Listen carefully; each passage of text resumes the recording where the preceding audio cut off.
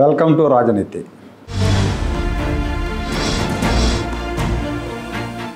ఆంధ్రజ్యోతి ఎండి Radhakrishna YS Jaganmohan రెడ్డిని narcissistic personality అని తన వీకెండ్ కామెంట్లో పేర్కొనడం సంచలనంగా మారింది. ఇప్పటిదాకా రాజకీయ ప్రత్యర్థులు మాత్రమే జగన్ రెడ్డికి మానసిక వైకల్యం ఉంది, లండన్లో మందులు తెచ్చుకుని వాడుతున్నాడు అని ఆరోపించేవారు. ఇప్పుడు రాధాకృష్ణ గారే నేరుగా నార్సిసిస్టిక్ పర్సనాలిటీ అని వ్యాఖ్యానించడంతో జగన్ అనుకూల శక్తులు ఆర్కే మీద విరుచుకుపడుతున్నాయి. జగన్ వైరు వర్గాలు మాత్రం ఆర్కే వ్యాఖ్యలని సమర్థిస్తున్నాయి. జగన్మోహన్ రెడ్డికి అనుకూలంగా ఉండే మీడియా, సోషల్ మీడియాలో కూడా ఆర్కే మీద విమర్శల వర్షం కురిపిస్తున్నారు. జర్నలిస్ట్ సాయి అయితే రాధాకృష్ణే అసలైన నార్సిసిస్టిక్ అని ఆరోపించారు. అలా ఆరోపించడంతో పాటు ఆయన ఏమంటారంటే, కరోనా సమయంలో ఆంధ్రులు సేఫ్గా, భద్రంగా, ధైర్యంగా ఉన్నారంటే అది జగన్మోహన్ రెడ్డి వల్లే. జగన్ వల్ల ఏపీలో కరోనా చావులు చాలా తక్కువగా ఉన్నాయి, అదంతా కూడా జగన్ పుణ్యమే, జగన్ సమర్థత అన్నట్టు చెప్పారు. కోవిడ్ వల్ల దేశంలో 5 లక్షల మందికి పైగా చనిపోయారు. ఆంధ్రప్రదేశ్లో అధికారికంగా 4,800 మంది చనిపోయారు. చాలా చోట్ల చనిపోయిన వారి లెక్కలు లేవు. అనధికారికంగా ఆంధ్రప్రదేశ్లో అధికారికంగా 5,000 మంది చనిపోయారు, అనధికారికంగా చాలామంది చనిపోయారు. చాలా చోట్ల చనిపోయిన వాళ్ళని సామూహికంగా ఖననాలు చేశారు, దహనాలు చేశారు.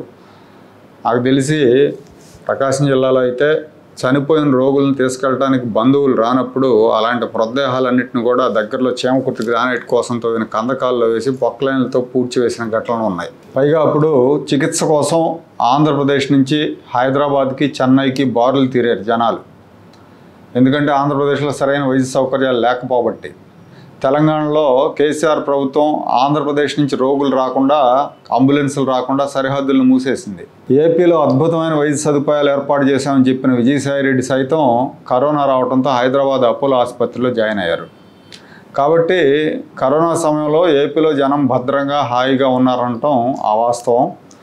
ఇక జగన్మోహన్ రెడ్డి నార్సిసిస్టిక్ అనడానికి చాలా కారణాలు ఉన్నాయి.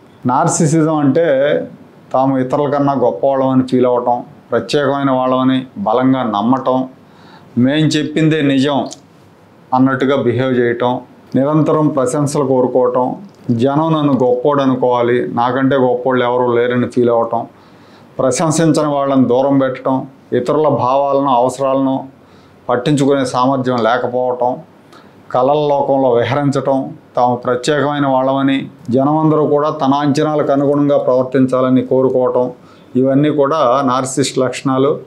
అసూయ, అహంకారంతో ఉండటం, ఇతరుల విజయాలను చూసి అసూయపడటం, ఇతరులను తక్కువ చేసి మాట్లాడటం, చిన్నపాటి విమర్శను ఎదుర్కోలేకపోవటం, అదే తన వ్యతిరేకులను విమర్శించే విధంగా మిగతా వాళ్ళని ప్రోత్సహించడం, ఇలాంటివన్నీ కూడా నార్సిసిస్ట్ లక్షణాలు. జగన్మోహన్ రెడ్డిలో ఇలాంటివి కొన్ని లక్షణాలు ఉండటం మూలంగానే రాధాకృష్ణ గారు ఇతను నా పేరుతో పిలిచారనుకోవాలి. ఎందుకంటే జగన్మోహన్ రెడ్డికి ఈ లక్షణాలే కాదు, ఇంకా చాలా అవలక్షణాలు ఉన్నాయి. తండ్రి చనిపోయి మృతదేహం కూడా దొరకలా. అలాంటప్పుడు ఎవరైనా ఏం చేస్తారండి? ఏ కొడుకైనా, ఏ కుమార్తె అయినా కూడా మృతదేహం కోసం వెతుకులాడతారు, ఆందోళన చెందుతారు, విలపిస్తారు. ఎందుకంటే ఆయన ఏదో వృద్ధాప్యంలో చనిపోవాలి. తండ్రి 60 ఏళ్ల వయసులో చనిపోయారు, ముఖ్యమంత్రి పొజిషన్లో ఉండి చనిపోయారు, మృతదేహం దొరకలేదు. అలాంటప్పుడు ఎవరైనా ఆ అడవుల్లోకి వెళ్ళి గాలిస్తారు, లేదా ఇంట్లో కూర్చొని ఏడుస్తూ ఉంటారు. కానీ జగన్మోహన్ రెడ్డి గారు మాత్రం హైదరాబాద్లో తాపీగా ముఖ్యమంత్రి పదవి కోసం సంతకాల ఉద్యమం చేపట్టారు. ఒకవైపు తండ్రి మృతదేహం ఇంకా రాలేదు, ఈయన ఇక్కడ సంతకాల ఉద్యమం మొదలుపెట్టారు ముఖ్యమంత్రి పదవి కోసం. అలాగే ఆస్తుల గొడవలో తల్లిని, చెల్లిని దూరం పెట్టారు. చెల్లి ఆయన కోసం పాదయాత్రలు చేసింది, ఆయన అధికారంలోకి రావడానికి అనేక సభలు పెట్టింది, ప్రచారం చేసింది. వాళ్ళని దూరం పెట్టేశాడు డబ్బుల దగ్గరికి వచ్చేసరికి. బాబాయ్ హత్య కేసులో నిందితులను కాపాడాడు. సొంత బాబాయ్ వివేకానంద రెడ్డి హత్య కేసులో నిందితులుగా ఉన్న అవినాష్ రెడ్డి, భాస్కర్ రెడ్డి వీళ్ళందరి కోసం ఢిల్లీ వెళ్ళి కేంద్రం చుట్టూ ప్రదక్షిణలు చేశారు, వాళ్ళు అరెస్టులు కాకుండా ఉండటానికి. ఆ కేసులో ఒంటరి పోరాటం చేస్తున్న చెల్లెలు సునీత రెడ్డిని బెదిరించాడు. మీ మీదే ఎందుకు పెట్టకూడదు కేసు, హత్య కేసు అని కూడా ఆయన మాట్లాడిన సందర్భాలు ఉన్నాయి. సావుల దగ్గరికి వెళ్తే ఎక్కడైనా పరామర్శలకి అక్కడ నవ్వుతూ ఉండటాన్ని చాలాసార్లు చూసాం మనం. అలాగే ఆడవాళ్ళని తిడుతుంటే ఆ తిట్లు విని ఎంజాయ్ చేయటం సైకోయిజం. అసెంబ్లీలో చంద్రబాబును బూతులు తిట్టేవాళ్ళని ఎంకరేజ్ చేయటం, భువనేశ్వర్ గారి మీద దారుణమైన వ్యాఖ్యలు చేస్తే ఆపకపోవటం, నవ్వటం ఇవన్నీ కూడా జగన్ మానసిక వైకల్యానికి నిదర్శనాలు. నాయకుడు అనేవాడు కార్యకర్త, కింది స్థాయి నేతలు తప్పు చేస్తే లేదా తప్పుగా మాట్లాడితే అడ్డుకోవాలి, వాళ్ళ మీద చర్యలు తీసుకోవాలి. కానీ జగన్మోహన్ రెడ్డి ఎంకరేజ్ చేశాడు. జగన్మోహన్ రెడ్డిలో నాయకత్వ లక్షణాలు లేవు, సైకో లక్షణాలు ఉన్నాయంటానికి ఇది ఒక నిదర్శనం. అలాగే ప్రత్యర్థుల మీద దాడులకు పాల్పడిన వాళ్లకు ప్రమోషన్లు ఇచ్చాడు జగన్మోహన్ రెడ్డి. ఫోన్ సెక్స్లో అడ్డంగా దొరికిపోయిన వాళ్ళకి మంత్రి పదవులు ఇచ్చాడు. మంచి క్యారెక్టర్ ఉన్న వాళ్ళకి పదవులు ఇవ్వాలి, ప్రమోషన్లు ఇవ్వాలి. కానీ తనలో ఈగోని సాటిస్ఫై చేసే వాళ్ళకి వాళ్ళ క్యారెక్టర్ ఎలాంటిదైనా సరే వాళ్ళకి పదవులు ఇచ్చాడు. తాను సూపర్ సీఎంనని, తనకు సన్మానాలు చేయాలని, తాను కట్టిన భవనాలు చూసి ఆహానాలని, ఆ భవనాలు అసలు కట్టలేదు, కొన్ని పునాదుల స్థాయిలోనే ఉన్నాయి, బేస్మెంట్ల స్థాయిలో, వాటిని చూసి ఆహానాలంట.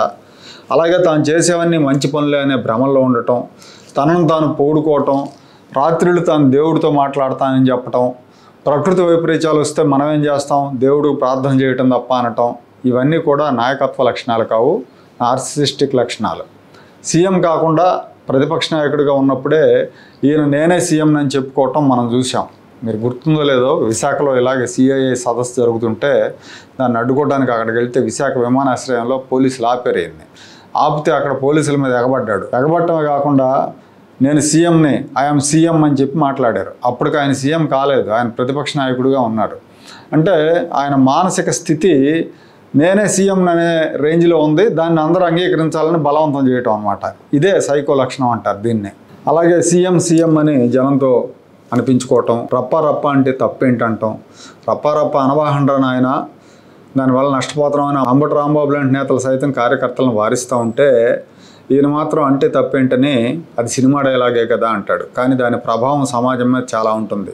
సమాజంలో జగన్మోహన్ రెడ్డి పార్టీలో ఉండేదే ఆలోచన పరులు తక్కువ మంది ఉంటారు, మూర్ఖులు ఎక్కువ మంది ఉంటారు. అలాంటి మూర్ఖుల మీద ఈ రప్ప అనే ప్రభావం ఉంటుంది. అడ్డుకునే వాళ్ళని నరుక్కుంటూ పోదామనే మైండ్ సెట్ చాలా ప్రమాదకరం సమాజానికి. సో ఇన్ని మానసిక సమస్యలు జగన్మోహన్ రెడ్డికి ఉన్నాయి. ఒక నాయకుడిగా ఉండేవాడు మానసికంగా పరిణతి చెంది ఉండాలి, కానీ ఆయనలో పరిణతి లేదు, మూర్ఖత్వం ఎక్కువగా ఉంటుంది. సరే, రాధాకృష్ణ గారు నార్సిసిస్టిక్ క్యారెక్టర్ అని అంటే ఒక మిత్రుడు ఒక పోస్ట్ పంపారు ఆయన జగన్ గురించి. ఆయన ఏమంటారంటే, జగన్మోహన్ రెడ్డి ఇలా తయారవటంలో జగన్మోహన్ రెడ్డి పాత్ర కంటే ఆయన తల్లిదండ్రుల పాత్ర ఎక్కువ అంటారు. ఇక్కడ జగన్మోహన్ రెడ్డి ఒక్కడనే దోషం చేయడం కరెక్ట్ కాదు, ఇందులో తల్లిదండ్రులైన doctor Y S Rajasekhara Reddy, Y S విజయలక్ష్మిల పాత్ర అధికం అంటారు ఆయన భారతంలో దుర్యోధనుడితో జగన్మోహన్ రెడ్డిని పోల్చారు. దుర్యోధనుడి విషయంలో ఏదైతే జరిగిందో జగన్మోహన్ రెడ్డి విషయంలో కూడా అదే జరిగింది. కళ్ళు లేని ధృతరాష్ట్రుడు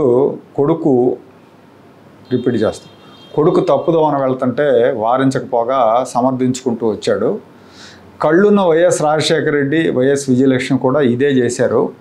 విజయలక్ష్మి మొన్నటి వరకు తన కొడుకునే వెనకేసుకొని వచ్చింది, మొన్నటి దాకా వెనకేసుకొచ్చింది. ఇప్పుడేదో ఆస్తుల దగ్గర గొడవ రావటం, షర్మిలకు ఆస్తులు ఇవ్వకుండా దూరం పెట్టడంతో ఇక జగన్మోహన్ రెడ్డితో కలిసి సాగలేని పరిస్థితుల్లో మాత్రమే, అంటే సుమారుగా జగన్మోహన్ రెడ్డి మెడబెట్టుకుని గెంటేసినంత పనిచేశాడు కాబట్టే ఇప్పుడు ఆవిడ దూరంగా ఉంటుంది, లేదంటే ఇప్పటికీ కొడుకు మద్దతుగానే ఉండేది. ఇక కళ్ళుండి కూడా అప్పటి ధృతరాష్ట్రుని తలదన్నేటి వ్యవహరించిన అభినవ ధృతరాష్ట్రుడైన వైఎస్ రాజశేఖర రెడ్డి కూడా కొడుకు కావలసినంత దోచుకోవడానికి వీలుగా గేట్లు బార్లా తెరుస్తూ బయటకు మాత్రం తన కొడుకు తీరు తనకు నచ్చదు, అందుకే అతన్ని బెంగళూరు పంపించేసాన్ని అందరి దగ్గర బిల్డప్ ఇచ్చేవాడు. సో ఇద్దరితో కంపేర్ చేస్తే జగన్మోహన్ రెడ్డి నయం, వైఎస్ రాజశేఖర రెడ్డి ఒక ముసుగు కప్పుకున్నాడు. కానీ జగన్మోహన్ రెడ్డి మాత్రం తనేంటో, తన తీరుతెన్నులు ఎలా ఉంటాయో, తన విధానాలు ఎటువంటివో ఇవన్నీ కూడా స్పష్టంగా ప్రజలందరికీ చూపించేశాడు, ఎటువంటి దాపరికం లేకుండా. తన తండ్రి మాదిరిగా లోపల ఒకటి బయటకు ఒకటిలాగా ఆయన వ్యవహరించలేదు. కాబట్టి జగన్మోహన్ రెడ్డి తెరిచిన పుస్తకం, తను ఎలాంటి వాడో అందరికీ తెలియజెప్పాడు. అంత స్పష్టంగా, అంత ప్రాక్టికల్గా, అధికారంలో ఉన్నా ప్రతిపక్షంలో ఉన్నా తన తీరులో ఎలాంటి మార్పు ఉండదని తేటతెల్లం చేసినా ఇంకా జగన్మోహన్ రెడ్డి వెంటే నడవడానికి సిద్ధమయ్యే వెర్రి జనాలదే తప్పు అవుతుంది, కానీ జగన్మోహన్ రెడ్డి తప్పు ఎలా అవుతుంది?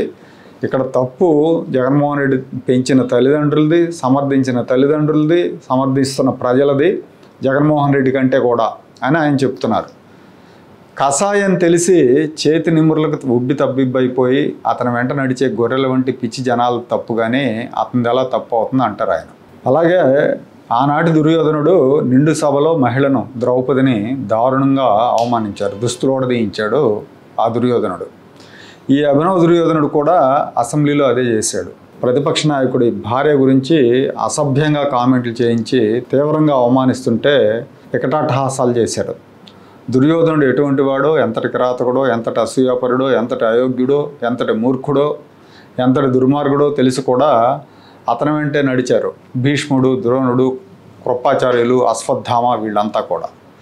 తప్పు వీళ్ళది కానీ అతనిది ఎలా అవుతుంది?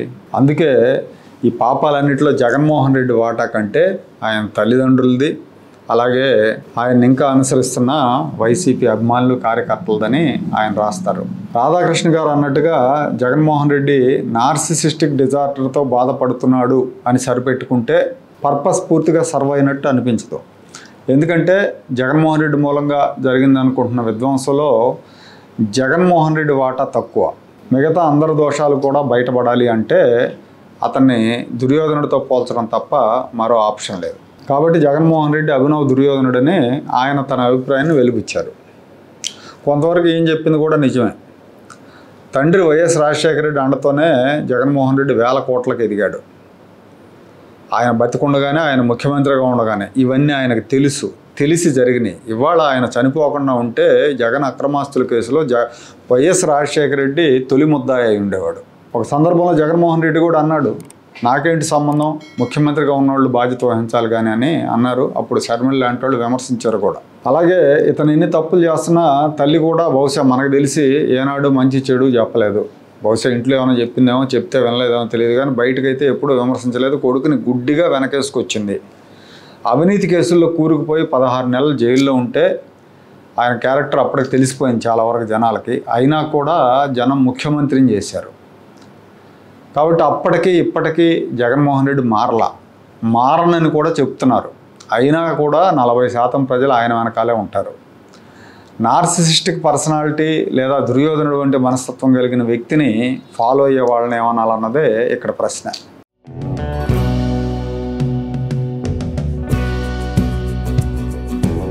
Like, share and subscribe to Rajaniti channel.